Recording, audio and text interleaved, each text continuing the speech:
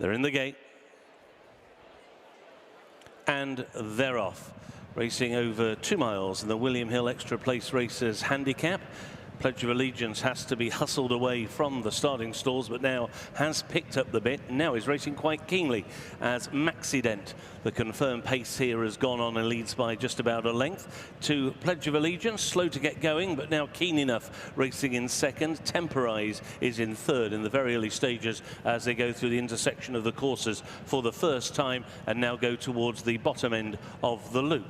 Havela is making ground, and he's already going to try and bag that far side rail as they go now towards the turn. Next in the field is Robert Johnson with Vino Victrix towards the rear of the field, and Manx Man is last of the 7 and racing about 8 lengths off the leader, who is Maxident, as they now prepare to make the uphill turn at Oak Tree Corner.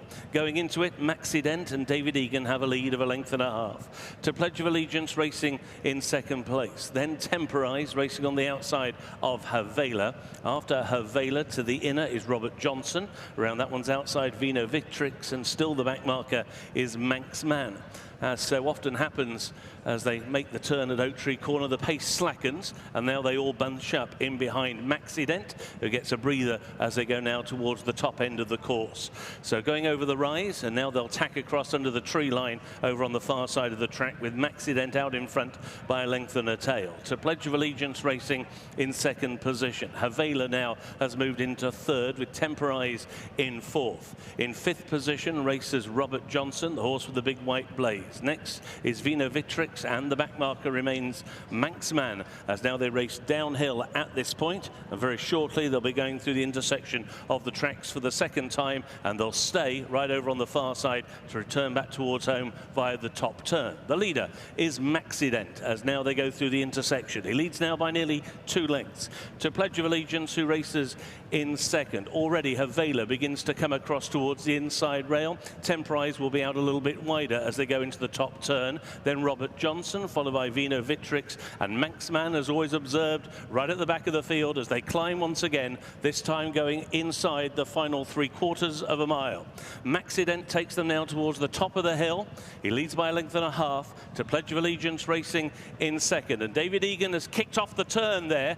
Often they just slow up going into that turn, but David Egan tries to really get them a little flat-footed, and he kicked off that turn. He leads now by 2.5 to Temporize in second on the outside of Pledge of Allegiance, who now tries to close. They're then being followed by Havela, who was slightly tapped for toe when they turned it on. Robert Johnson is now staying on down the centre of the course with Vino Victrix, and still Manx Man is at the back of the pack. Inside the final 3 furlongs, Pledge of Allegiance. Over on the far side, Maxident tries to hang tough. Temporize, who stays all day, is now staying on and now has a share of the lead with Pledge of Allegiance as they battle inside the final 1/4 mile. Robert Johnson is next down the centre of the course. Vino Victrix with not a great deal of room. Manx Man from a long way back. They're now racing on towards the final furlong. Pledge of Allegiance battles back to get the lead from Temporize. Manx Man still stays on with Robert Johnson down the outside. A 1/2 furlong to go. Pledge of Allegiance needs the line, but he still leads, racing up towards the line. Pledge of Allegiance wins.